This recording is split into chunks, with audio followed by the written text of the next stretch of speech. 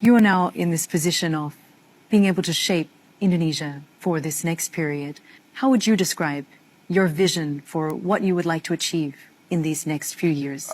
I am very clear. I just want to do my best to safeguard our resources, to bring economic betterment to my people, to alleviate poverty and hunger. That is my top priority. Assalamualaikum warahmatullahi wabarakatuh. Halo teman-teman semuanya. Ini ada video yang sangat keren ya. Ini wawancara Al Jazeera dengan Presiden terpilih Republik Indonesia yang ke-8, yakni Bapak Prabowo Subianto. Yang isinya semua dijelaskan oleh Pak Prabowo tentang apa sih tujuan utama beliau ketika menjadi presiden nanti. Apa sih program-program atau hal-hal yang ingin dicapai oleh Pak Prabowo ketika telah dilantik tanggal 20 Oktober nanti, teman-teman. Dan kenapa program makan siang gratis itu menjadi program utama dan unggulan dari beliau. Ini dijawab oleh beliau, dijelaskan oleh beliau secara detail dan gamblang, teman-teman. Dan ada juga pesan haru dari Pak Prabowo kepada orang-orang yang tidak mendukungnya di tahun 2024 kemarin. Ini harus kalian dengarkan, teman-teman. Tapi sebelum kita lanjut videonya, jangan lupa like, subscribe, dan share agar orang semakin mengetahui tentang sosok pemimpin Indonesia, sosok pemimpin atau presiden kita ke depannya setelah Pak Jokowi, teman-teman ya. Oke, tanpa perlu berlama-lama lagi, mari kita simak bersama-sama videonya berikut ini. Prabowo Subianto, President-elect of Indonesia, thank you for talking to Al Jazeera. Senang bisa berbicara lagi dengan Bapak Prabowo. Let's begin with talking about the election. A landslide victory for you, almost 60% of the votes, victory in 30 out of 32 provinces, certainly a result that any candidate would have been happy with. What made the difference this time? Because you've run for president before twice. Why do you think your message appealed to voters this year? I think a combination of factors, maybe precisely because I ran twice before. I think my message, my narrative, my principles reached the people. And this time, of course, I have to say that I felt that I basically became part of the incumbent team. So I think that also was a great factor. That's something that many observers have talked about, and they've called it this Jokowi effect, the effect of your perceived closeness with the president and how that may have boosted your chances. What do you make of that? Well, if you know,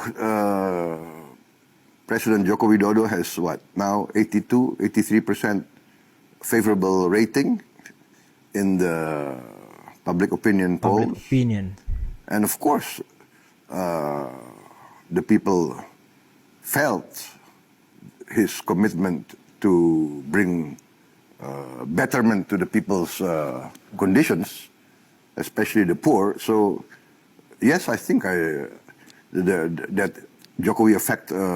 Waduh, ini teman-temannya kalau kita lihat ya, Pak Prabowo ini kalau ngomong menjelaskan dengan bahasa Inggris atau sedang berpidato dengan bahasa Inggris itu keren banget, gue lihat loh. Itu aura kepemimpinan beliau tuh keluar banget, guys. Waduh, gimana menurut kalian? Sepakat nggak, guys? I think free meal program is very urgent, and we have to take urgent measures. And the children of Indonesia are our future. I think this is very strategic for the future of Indonesia. The cost has been raised as a potential barrier that in the first year this could cost perhaps $7 billion. I understand the government is already looking at how to fund this program, but to you that's not a concern? To me, that's not a concern. I've studied the problems. I've studied where we can save and where we can reallocate. I'm very convinced. The aim of this project is to improve the quality of education that Indonesian children receive. What do you see as the main... Not only quality, to help them in their health, in their fitness. You know, the stunting of Indonesia children is very, I would say, very saddening. Iya sih. So this program is the intersection of health, education, a variety of aims. But one aim. the survival of the future of Indonesia. You know, we have started pilot projects. Already 3 months, we have started, not many, but we started in East Indonesia, we started in Kalimantan. And everybody reports after 2-3 months, the children are more lively, attendance rate increase. You know, nowadays they know when they come to school there's lunch or there's a meal. So we are very optimistic about it. Very optimistic. Waduh, ya semoga program makan siang gratis ini nanti tepat sasaran teman-temannya, dan utamanya ya tidak ada yang korupsi cuy. Karena ya wah ini keterlaluan sih kalau memang program makan siang gratis ini ada yang korupsi juga teman-teman. Ya semoga program makan siang ini gratis ini berjalan sesuai dengan tujuan utamanya, on the track, dan semoga anak-anak Indonesia ini yang utamanya yang terkena stunting, keluarganya terkena stunting bisa diatasi teman-teman, karena ya kita butuh generasi-generasi penerus yang sehat dan kuat teman-teman. Karena ya buat apa kita pintar kalau kita nggak sehat, ya kan? This idea of moving the capital was actually for many years, since even our first President Sukarno. And there was always this move that this capital should be more central position, and also that we have problems actually in Jakarta. Jakarta is, I think, already way beyond the capacity of the area to support a population of 20-25 million people. Wow. We have to invest more to save Jakarta. How do you address the concerns about how this project may affect the indigenous communities? There are some NGOs that estimate some 20,000 indigenous people may have to be relocated to make way for infrastructure for the capital. What can be done for them? The interest, the security, and the future of all the indigenous people are highest priority in my view. We have to protect them. We have to secure their livelihood, and we have to do a lot of planning and research that we do not displace too many people. And if we do, we must compensate, and we have to guarantee their well-being. Ini soal apa masyarakat adat teman-teman, karena kan kalau kita lihat di berita emang banyak permasalahan yang terjadi di IKN, utamanya persoalan tanah ya, tanah adat, orang yang sudah tinggal lama di sana akhirnya digusur. Ya semoga ini bisa terselesaikan dengan baik teman-teman ya. Sometimes we hear President Joko Widodo described as a president of infrastructure who built so much around the country. How would you see that you would like to be described at the end of that term?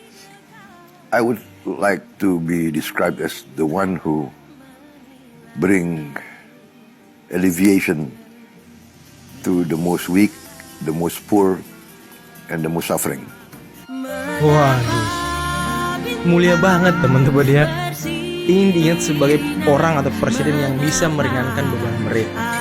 Wah, ini apa teman-teman? Ini bukan apa ya? Bukan pekerjaan yang mudah, bukan pekerjaan yang singkat. Mungkin dalam 5 tahun ya belum bisa maksimal ya, tapi kita doakan aja semoga kepemimpinan beliau lancar tanpa adanya gangguan, utamanya korupsi teman-teman ya. Semoga Pak Prabowo bisa memberantas korupsi nantinya teman-teman. Luar biasa, mulia banget Pak Prabowo. You, sir, have run against President Jokowi twice. You were political rivals. Was there a genuine change of mind on your part that allowed you to work more closely with him? You know, traditionally in Indonesian politics, the winner wants to make sure that his rival doesn't ever re-emerge, right? But this time I think he understood that I was committed to the betterment of the Indonesian people, especially the poor.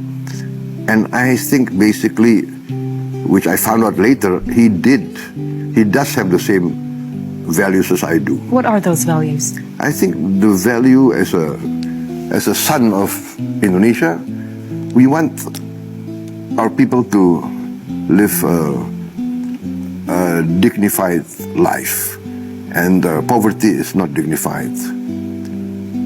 An independent country, their people must live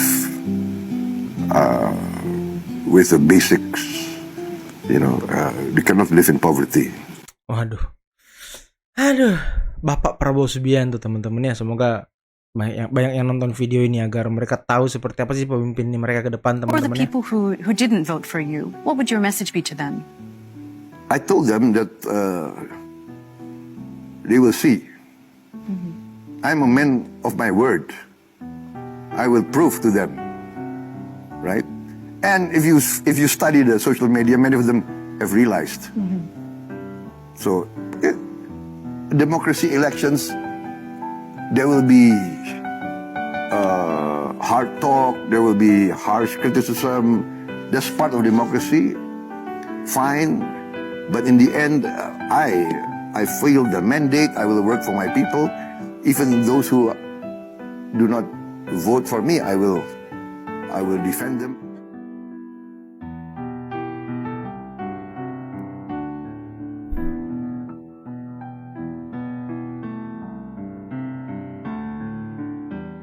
Nah, itulah tadi teman-teman penjelasan dan wawancara Al Jazeera terhadap Bapak Presiden terpilih Republik Indonesia yang ke-8, Bapak Prabowo Subianto, yang isinya semuanya sangat menarik teman-teman ya. Ya, semoga semua yang diucapkan oleh Pak Prabowo, utamanya ingin menuntaskan kemiskinan, program makan siang gratis, dan ingin dikenal sebagai pemimpin yang meringankan beban mereka, terwujud teman-teman ya. Dan itulah yang kita harapkan. Rakyat mengharapkan beban-beban mereka ini diringankan oleh negara dan taraf hidupnya dinaikkan oleh negara teman-teman. Dan utamanya ya, kesejahteraan rakyat ini meningkat agar kita bisa menjadi negara maju dan negara yang ya Indonesia emas 2045 teman-teman ya.